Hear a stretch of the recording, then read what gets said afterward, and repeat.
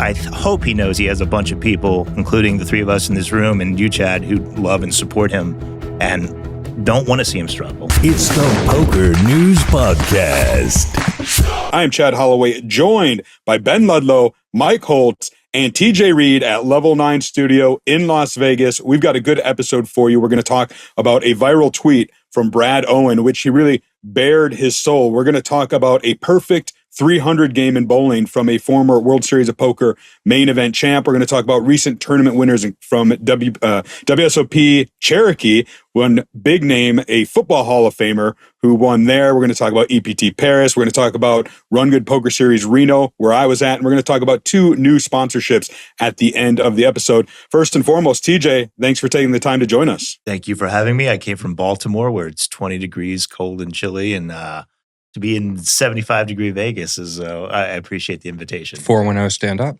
Let's talk about this tweet from Brad Owen. It took place at the end of February. We haven't recorded here for a little bit. And in it, I'm not going to share it all because it would be a long read. You can check it out. We'll show some clips here, but I'll summarize it. Basically bearing his soul. And of course, Brad Owen is one of the greatest content creators in the poker space, but basically saying, he's a little burnt out. He's on a big downswing. He has been taking a few chances, especially in bigger buy-in mixed game tournaments, and just trying to chase that first big title. He's a family man now. Said, it's a struggle to juggle it all. And the poker world came out in force. Really impressed with this post. Ben, Mike, I know we were talking about it in our group chat. What did you guys think? Yeah, I'm impressed, and I think this is probably a sentiment that a lot of people can relate to, especially in poker, where it's hard to go to work every day and lose sometimes. I think it's also hard to, someone like Brad Owen has a ton of opportunities to play a lot of events. He's obviously a WPT sponsorship. He's been a really successful cash game player for a really long time. He sort of got into the mixed games, and he's in a unique position where it's like, all right, I'm into the mixed games now. I've got money. I've got people who support me and buy my action. Like, why not take shots and all these things? Why not play the 50K and sell at 0.9, which is what he did this summer? And I think it's really hard for a lot of us if you feel like you deserve to be at a certain level or at playing at a certain stakes, and maybe you're not actually financially ready to be there or tactically ready to be there or whatever it is. And I think we all probably watch a Triton or a 25K here and there, and it's like, what the fuck, these fucking guys, like this guy's playing this, like I should play that. And I just bring it back to that the hardest part about poker isn't the actual playing of poker, it's all the other things. It's managing your bankroll, it's being disciplined, it's not, putting yourself in a spot to, go on a 400K downswing. Now, that being said, I totally understand Brad's situation and kind of like what put him there. So I'm really impressed that, his self-awareness, that he came out, said all this stuff, because I think a lot of people probably feel that way or don't want to admit that they've, stepped over the line in terms of playing too high or that they've gone on a crazy downswing. I think it's interesting because I look at it a few different ways, right? Like, I love Brad Owen. I love Brad Owen, friend of mine. Love Brad Owen. And I sympathize with what he's saying. It can be, it's difficult to be a poker player, but at the same time, comparatively to the rest of the world, like I'm in another group chat. When I talked with you guys about it, I was thinking the same thing. I read that. I was like, I love Brad Owen, man. He's so honest. I'm in another group chat. Everyone's like, fucking Brad Owen complaining. He's so rich. Who cares about all this stuff? And I'm like, I guess I see that point too, but I do sympathize with Brad. Like it's tough no matter how much money you have. Every situation, every human being, you still have your own reality to deal with. Everyone's circumstances are different. So I get that. But man, it's hard watching someone who I've grown up, grown. I've seen him grow in front of everyone. It's hard watching someone go through like a difficult situation like that. One thing I will say is Andrew Neeme. He talked about Andrew Neeme towards the end about Poker Hall of Fame. Completely agree. Yeah. I think Andrew Neeme needs to go in the Hall of Fame basically immediately. He is the reason why we have this vlogger situation, this meetup game, the way that this is going on YouTube. I think it's pretty cool. I do like that our weekly topics are who's cheating, Maurice Hawkins, and the Hall of Fame. That's all we ever talk about. Anyway. I want to ask TJ, because I've known you for a long time. You've worked in the poker industry, but now you've also juggled being a very successful player. So you have kind of a foot in both camps, much like Brad Owen. do you relate to the effort and the struggle that he's relating in this tweet? I related to it a lot because I'm also in content creation now as of last year.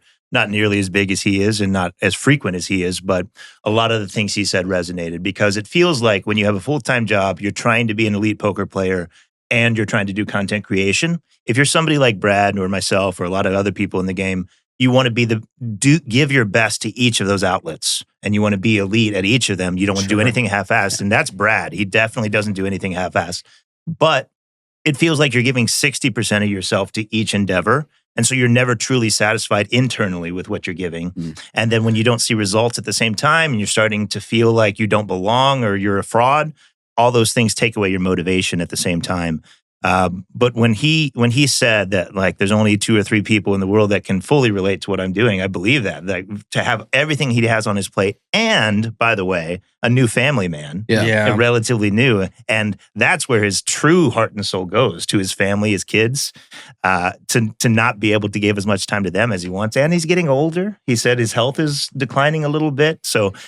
He has a lot on his plate, but I hope he knows he has a bunch of people, including the 3 of us in this room and you, Chad, who love and support him and don't want to see him struggle and are willing to give him the support. Yeah, the amount of names that came to his defense or support on the Twitter thread was very impressive. I mean, you had Garrett Adelstein reaching out. He doesn't say much these days, but came out. Maria Ho, Phil Galfon had a great post. And whenever Phil talks, I listen. I know a lot of other people do, and basically giving Andrew and Brad credit of. For the meetup games and for the vlogs that you just mentioned, Mike, because they came at a time after Black Friday when people were afraid to put a limelight on poker, right? And these guys did, and they really brought it back to a new audience. So they do deserve all the credit in the world there. Tony Dunst, Kevin Martin, Johnny Vibes, ODB Baker, all these guys, came out and commented on this thread. It's really worth checking out. I'll link to it in the show notes. I will say this, to speak to a couple of the points. I like reading wrestling biographies. I've said this before. I've been on Talk is Jericho with Chris Jericho. And it's not because I'm a huge wrestling fan in the storyline aspect. It's because I actually appreciate the similarities between the poker industry and the wrestling business, if you will. And one of those is, the wrestling superstars get on top and they feel like they need to do whatever it takes to stay there. But the way their industry is, it's really hard to do that. And so one lesson that I've taken from that is, it is okay to step away or to take a step back. A lot of wrestlers do that. They come back and maybe they reinvent themselves, right? They have a new gimmick or something. And it's just like a life cycle. And in poker, I've been around long enough to know that it takes a lot to get to the top. It takes even more to stay there.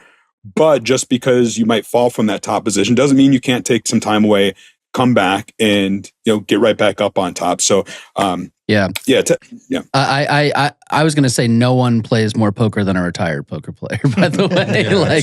We've seen so many people retire. We've seen so many people take a step back. And I think as soon as people do that, they realize that this lifestyle and that this kind of world is almost impossible to recreate. And it is, the struggle is part of what makes it beautiful. It's we all go through it. We can all, when he said only 2 or 3 people can relate to it in totality, I agree. But I also think all of us can relate to some pieces of it. This struggle, the kind of feeling less than you go on a downswing. Like I feel like I've had one winning World Series in the last 3 or 4 years. And outside of that, I crush everything. And it's just sort of well, why can't, I prepare so much better for this. Why can't it happen now? And then you start to question yourself, you start to question your game, all of these things. Before we move on, one of the interesting things I thought he said, though, he was kind of the poker content piece of it, where he was I hate to see that all the guys like Osmus, Seth Davies, etc., are making poker content now and they feel like they have to. And that in terms of, it used to be, well, not necessarily, but when we first all got into this, it was sort of the biggest characters were, the biggest stars and the best players. And it's slowly transferred over to, it's not necessarily obviously the very, very top, the Osmus, Chidwick, etc. Those guys are superstars in their own right. But the people who are the most famous and who get the most attention are the content creators. And now he's, you're seeing that a guy like Osmus or Chidwick or Seth Davies creating content. And again, and I think it is net positive, but it's sort of I hate that those guys feel like they have to do this because of whether it's supplemental income, to get their face out there, to get more sponsorships. It's like, well, I think I was on the impression he was talking about just taxes for this year. Yeah, but yeah, maybe, no, that was, maybe, yeah. And I think that's the thing too, is like, you know, here we are in a situation where the taxes are that like, oh, I'm not a poker player anymore. I'm a content creator who happens to gamble as well. And like, I don't know if that's some tax, like. I'm a content creator, and this, my poker for the week is just me preparing for this podcast, actually. It's a true story. Brad also said that, you know, when he started, and it's not completely gone, a lot of people roll their eyes at the vloggers at the table or get frustrated at them, don't like pulling their phone out. So now that it's more widely accepted enough for a guy like Osmus to get into the content creation game, he's like, come on, 10 years ago, you were the senior guy who got frustrated and angry at me for pulling the phone out of the table for my all-ins. I did this for you. It was me. Brad is very self-aware, though, and he knows that feeling that, like, how does this guy have the right to complain? Yeah. So oftentimes it makes us bottle up our emotions even more when you feel like you don't have the right to complain, because you know you are extremely lucky, and yet those emotions are still there. So I think that's what I got from that post. I need to vent. Sorry, guys. I know I don't have a right to complain, but I got to put this out there. Yeah. And you all have a right to complain. It's poker. If you're not complaining, what the fuck are we doing? It's true. It's half the fun. Oh, I lost this. I would say it's at least 3/4 the fun. Yeah, exactly. Well, a big thank you to Brad Owen for being vulnerable and opening up, because it did resonate with a lot of people. We've had Brad on this show before, and hopefully will again. And come back and talk to us about this post. You know, come back. We'll do a whole hour on it. Absolutely. Let's talk about a fun story that took place in the poker world involving 2013 World Series of Poker main event champ Ryan Reiss. I like to say, gentlemen, that Ryan Reiss and I bookended that particular WSOP. He won the last bracelet. I won the first one. It's right up here. Anyways, similar scores. Similar scores. Chad, you won a bracelet? You didn't know that? Yeah, I did. Anybody who ever worked a summer in with PokerNews, you see I was there. I'm in the picture. You can. I'm one of the white guys. Jesus. Well, speaking of white guy poker players, Ryan Reiss, Jesse Lonis, and Dan Sepio went bowling, presumably in Las Vegas. And Jesse Lonis tweeted that Ryan Reiss was going for a perfect 300 game. He needed 3 strikes at the end. There was $5,000 on the line, and we have a little video of it. Check it out. All right, so here's the scoop. If Ryan Reiss bowls a 300, I lose $5,000. So he needs 3 strikes in a row. Here we go. Okay, he needs 2 more strikes, and I will lose $5,000 to Ryan Reiss. What man? I'm going against the best closer of all time. The kid won the main event when he was 21 years old. I'm in a bad spot right now. Here we go.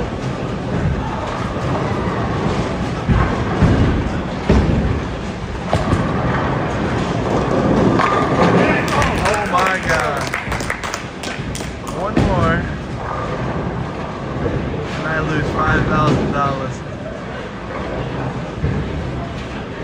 Oh my God.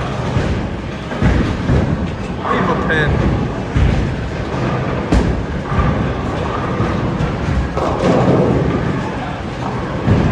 This is like Ryan Reiss in the Detroit Lions jersey right now.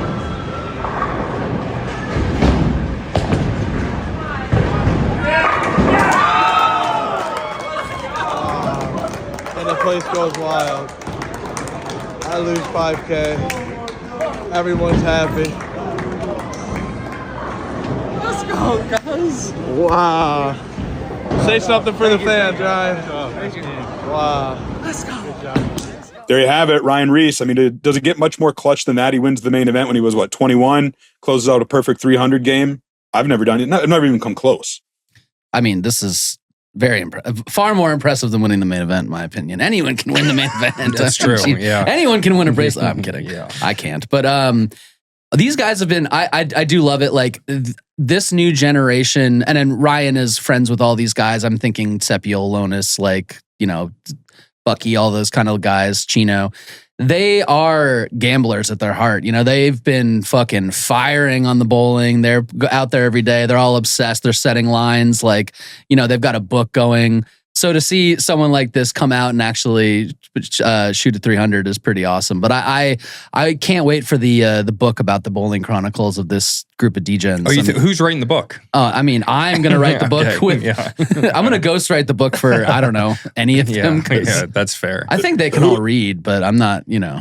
But 300 is incredible. I looked it up, though. It's not as rare as it used to be. Like, there's like 50,000 300 games bowled every year or something like that. I didn't think it was a lot more than I thought, too. Yeah. But still, super impressive. He's the first poker player I've known to do it. But I did love that Mattisau made it about him. Did you see that? No, I didn't. What a shock. With the quote tweet, he said something like, "This is like the most impressive thing I've seen with somebody with no balance and no form." Jesus. And then he said how he'd bowled like what is it, 880 or something in a 3 game or 900. I don't remember. So talking about his old bowling exploits. So include Mike in your Mike book for Mattisau, elite athlete. Yeah. Time for recent tournament winners presented by WPT Global, starting with the EPT Paris. We talked with James Hartigan a couple of weeks back about this stop. It was a success, and especially in the main event, there were 1,474 runners in the EPT Paris 5K, 5,300 euros it was. Jorge Abreu started the final table as the chip leader. I want to talk about a big hand here, and I'm curious to ask TJ about it, because TJ, of course, you were at a major final table the end of last year, the WSOP Paradise Super main event, finished in 4th place for $3 million. And we have a big final table here. That couldn't have happened. Piece of shit. What a piece of garbage. Well, their big hand with 7 players left. Check it out. He is not going to flat with queens. He is going to 3-bet. Re-raises to 750,000. There's only one player I care about in this hand, and that is Scary Thierry Goniat. Ace-8 suited for Jorge Abreu. 3-bet. 1-4. Oh, he's doing chip leader type things. Cold 4-bet to 1.4 million. Do you think this is what he wants to do or what he has to do? This feels like a bit of flexing now at this point. So it's all into call for Thierry Goniat, who's got ace-jack. What is he meant to do here? Well, he's decided he's going to go for it. Gamble! Wow! Round to Thomas Yazonas in the big blind. Who's got kings? No! What in the world? Guys, you said you wanted the craziness to continue. You're welcome. This range now is like aces, kings, queens. It's not. I don't even think it's jacks. We saw how quickly jacks was folded in the Felix hand. But what does Abreu do when he has 1-4 in there? Yeah, he does find the fold. Wow. Yeah. Casimir gets away from it. It's a fold. I don't think Abreu can get away from it because of the price he's getting. Now absolutely. He can. I think it's just like you flip it in, you hope you're up against kings and queens. He has flipped it in. The cards go on their backs. There is the prospect of a double KO here, however. Let's see the flop. Oh my goodness! A jack and an 8. And 2 shovels. Turn card. It's a spade! Oh my goodness! And we have ourselves a double KO. Goniat Yazonas drawing dead on the turn. We will see Jorge Abreu eliminate both players. Goniat officially finishing in 7th place. Thomas Yazonas cashing out in 6th place. So there you have it. An absolutely huge hand, one of the biggest of 2026 thus far. But TJ, you said you think there was one big mistake made there. Yeah. First of all, the fact that we have an open and a 3-bet before our chip leader finds ace-8 suited and does chip leader things by putting in a 4-bet. And by the way, the 4-bet represented like 5% of his stack. That's like how much he's running over this table. He puts in the 4-bet, and then I think the mistake comes from the guy with 4 big blinds on the button. Oh yeah, he has ace-jack offsuit. I assumed this couldn't have been a final table. I thought this was just like a table in the middle of the field when I saw this highlight. All the ICM implications in play: a raise, a 3-bet, a 4-bet. You have no fold equity. You're likely dominated or somehow flipping at best, but very unlikely. All your equity as a super short stack with 4 big blinds comes from attempting to ladder. Yeah, surviving. This is the dream situation when you have four bigs with all the stacks colliding. And he decides to put it in anyway. Like the chips you could possibly win and are unlikely to win are worth nowhere near as much as the potential 1, 2, or 3 ladders that might come. So he puts it in. But that's not even the biggest hand. It then folds around to the guy who sees a raise, a 3-bet, a 4-bet, and he's got pocket kings. It's a tough spot. Yeah, I'm like, oh God. You know what's so funny is I watched this hand and I thought this was just like a regular table out in the field. I didn't realize it's a main event final table. Holy cow. Yeah. That is crazy. We got to go to EPTs, bro. Yeah, seriously. Shit, I didn't realize it was like that. Hell yeah. But I thought it was a really good fold by one of the original opener. I think it was the original queens. opener or the 3-better who had queens, that he was able to find the fold in that spot. Yeah. When I watched, I was like, oh, you got to muck queens for sure, right? Yeah. Which illustrates how much you have to muck ace jack. Ace jack is so bad. Mike almost mucked queens with like 36 left on a different website that we're not going to talk about. I've never heard of it. But could be any website. Could be a different day. Anyway. Guy had aces though. I didn't win. So annoying. Still have to be employed by the PokerNews Podcast. Well, it certainly was a big hand. Jorge Abreu ended up going heads up with Felix Schneider's Schneids, as we know, PokerStars ambassador. And fittingly, look, Jorge played great. He built up a huge chip stack, put it to good use, but he did get lucky along the way, as he admitted in his winner's interview. And one of them was the final hand. Check it out. Queens again for Felix. This has been his hand. Other spot I'd like to see a check. I know it's so like sure. It's just you're working with 100% range on these limps, right? He's just gonna fold to a shove. 900. He's just gonna, often fold to a raise. I think Jack 8 off. What, you really just have aces again? Like, I have a hand that can flop something. Yeah, Jack 8 in position, he feels is worth a call, and we are going to see a flop. Felix showed the aces, right? Oh my God. It's a Jack high flop. This is perfect for Felix. He's got top pair, he ain't folding. Oh, love it. Great sizing here. I would have said about $500,000, yeah. 950. Clicky, clicky. Felix induces a raise.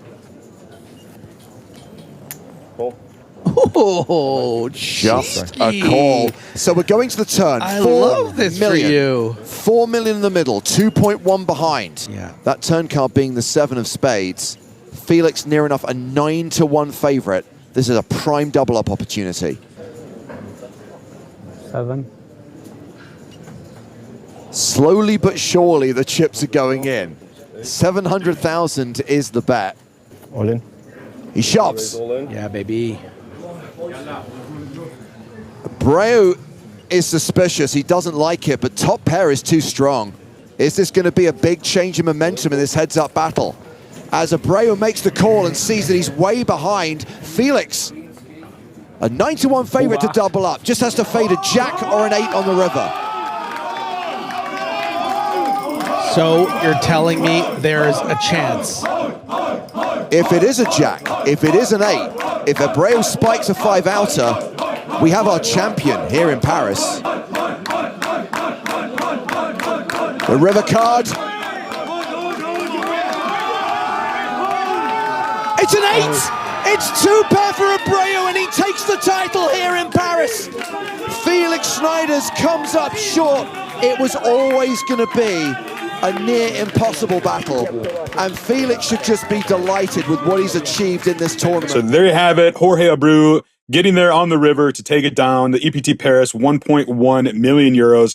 Schneid's runner-up for 717,000 euro. A good stop over there at the EPT Paris.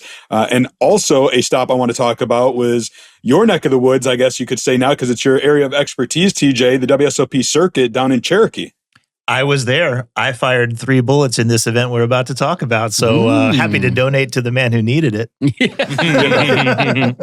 The event in question is the 2200 high roller at the WSOP Circuit, and Richard Seymour, not Poker Hall of Famer, NFL Hall of Famer, played for the New England Patriots. Now, you guys know I'm a diehard Dolphins fan, but because we were going to talk about Big Say, I said, all right, I'll bring this out. Whoa, that's why crazy. do you have that? Yeah. Wow, whoa, that's your crazy. hands on fire right now? What the fuck? I'd cut off my hand before I hold a Steelers one of those. Ugh. Whoa. I just have a lot of NFL memorabilia. Yeah, and Well, you're a I Dolphins fan. It's okay. You've been through so much stuff. You It's have. fine. It's We all get right. it. We're here for you, Chad. Richard Seymour did play for the Raiders as well at the latter part of his career, but we've seen him in the poker world. He's had some success, but none to the tune of this. His first WSOP circuit ring, $106K. TJ, I got to imagine when he won this, it was, a festive atmosphere down there in Cherokee and just good for the WSOP brand overall. Yeah, I mean, to have somebody who's very famous outside of poker accomplishing something very cool inside of poker is always good. It gets brought to more people. Maybe it hits mainstream media, that sort of thing. So let's hope that it gets amplified even more than we could do without having a big name attached to it.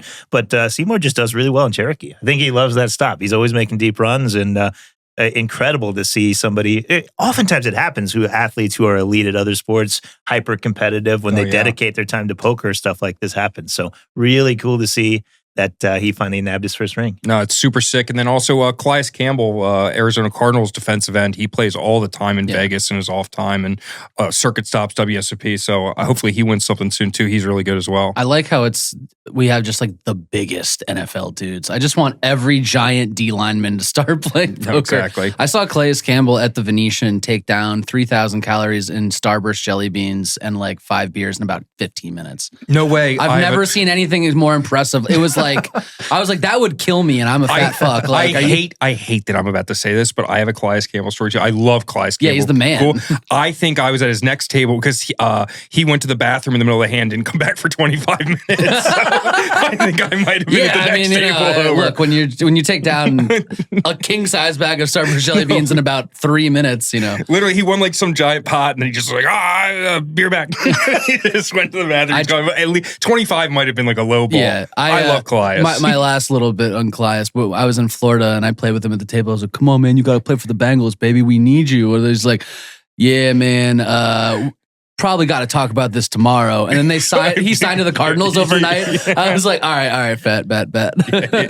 Fair enough. You did mention the Venetian, which is a good segue into the WPT Venetian that took place. There was 488 runners in the tournament, and it was a name that I'm very familiar with, and I was like, it's just a matter of time before he wins a major title, and that was Nick Seward. I'm assuming you guys in Vegas are very familiar with Nick. Oh, yeah, Nicholas Maduro Stewart. He's one of the best out there. He's a man of the people. I love Nick. I commented this on his post, but I was like, I think I'm 15 years older than you, and I want to be you when I grow up. Like, he's the sweetest kid. He's always so positive. He crushes. Everyone loves him. Just talk about people who have committed their life to the game. Like, I think he came to Vegas and he was like doing copy edits or something for Berkey's podcast back in the day just to get out here, and then started taking it really seriously and just took off. I mean, it's impressive.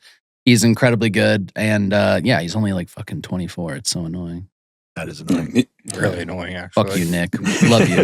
What the fuck, dude? Grow up. Took it down for $418,000 at a final table that included Lily Coletto, Anthony Zeno, Eddie Pack. So congrats to Nick Seward, 25 years old, by the way. Homie Drake Kemper. To be exact. Shout out, Drake. 25. He's no Leonardo DiCaprio. Yeah, Sorry, buddy. Yeah, exactly. Well, TJ was busy on the East Coast. I was over on the west side of the country and in Reno for the Run Good Poker Series Passports season. I haven't been to a Run Good for quite a while. Said, can you finally make one? I said, yes. I hadn't been to Reno since before the pandemic when it used to be Jason Somerville's Run It Up Reno. So I have a lot of fond memories. Went up there, had a good time. The poker was not so good. I played the $800 main event. Didn't get anything going, but one person who did was Hamid Izadi, who, TJ, I know you're very familiar with Hamid from the WSOP circuit. Usually see him down kind of in Florida, but his good friend, Christina Lofquist, my apologies, convinced him to come up, and it paid off because he bagged the big chip lead going into day two, used it to seal the deal for almost $40,000. I don't know, you guys know Hamid? Because I've known him a long time, and I think he's a great guy.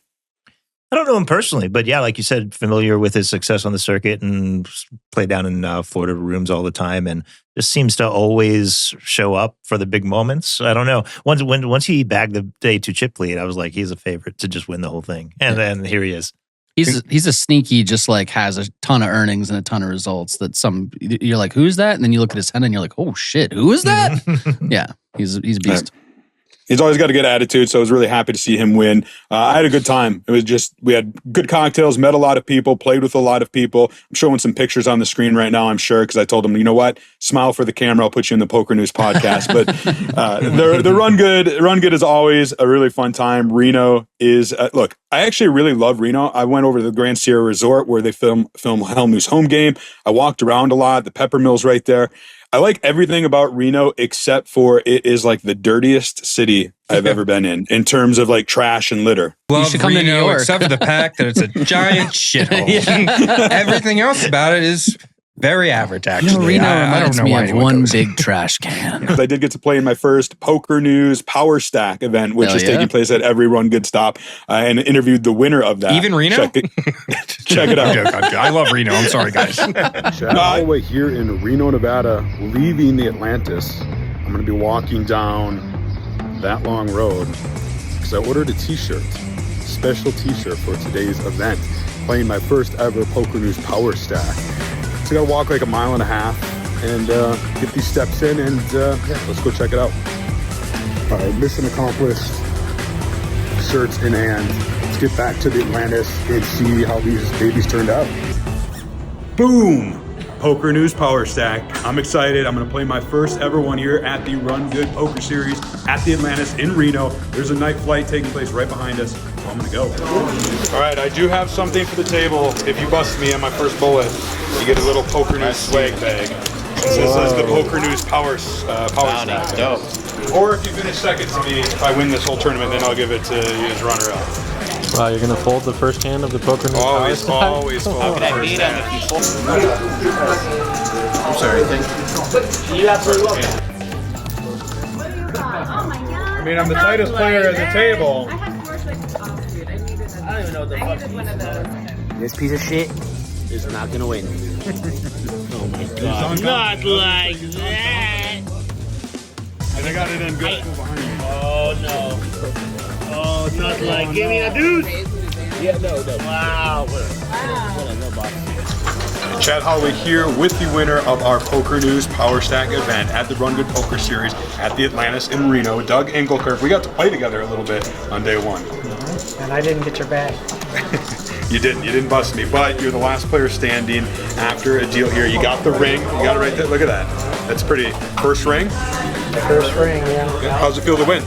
It was awesome. There you have it, my adventure on the Run Good Poker Series. There are a bunch of stops coming up for them. I think St. Louis, they're going to be at Borgata. PokerNews will be there doing live updates and social media, so keep an eye out for that. And then, gentlemen, before we wrap this episode, I want to give a congratulations to two fellow podcasters and friends of mine within the poker industry. I know you guys probably know them as well. Dara O'Kearney and David Lappin. Of course, they have co-hosted the Chip Reiss podcast for many, many years. They had a sponsorship with WPT Global, but then left that amid the controversy with Ren Lin. And now they have both landed new sponsorships. Dara O'Kearney is with Paddy Power Poker, and David Lappin has been named the newest ambassador with Poker Stars. And what's more is they're going to continue on because Paddy Poker and Poker Stars joined forces for the Irish Poker Open, which we've talked about a lot here on the show. So they'll both be there, and they're going to continue with the Chip Reiss. So I'm excited to see those guys land these kind of sponsorship opportunities. It kind of came out of nowhere. I love them. They're awesome dudes.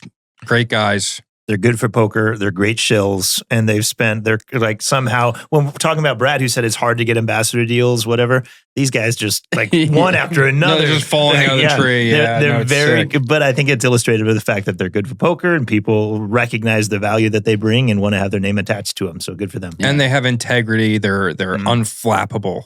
They're just two honorable guys. I spent a lot of last year grinding the EPTs, chasing that leaderboard alongside Lappin. So I spent a lot of time at the table. He bought me many a coffee, many a morning. He's just a good dude, great table, like interacting with people at the table. It's really easy to root for him. That coffee was filled with poison. Yeah. Yeah. I spent 25 minutes in the bathroom. Yeah, exactly. God damn it. If you enjoy the PokerNews podcast, I encourage you guys to check out the Chip Reiss because they're European based and they really, I don't want to say focus on that market. They definitely focus on the worldwide market, but they have a better finger on the pulse of the European market and do some very interesting stuff. I've been a guest on the show in the past and hopefully will in the future. But congratulations to Dara and David. Yeah, and if you watch that, make sure to pull up us on YouTube on mute on the side because we need we need views too. So just keep it going. All right, sorry, thank you. That's going to do it for episode. What are we at? 943. That 1,000 mark is coming along. One of the future episodes is going to be more with you though, TJ, because we're going to sit down and dive into your new role with the World Series of Poker. Talk about your run in the WSOP Paradise Super Main Event, and kind of did what we did with Jeff Platt a couple weeks back. Saving it for episode 1000, I'm assuming. Oh, of course. Shit. You know what we should do for that episode? We should all just wear the exact same clothes. Oh, I was going to say get naked, but We will be back every Thursday, 8 a.m. Pacific time with a brand new episode. And until then, we'll keep a seat open for you.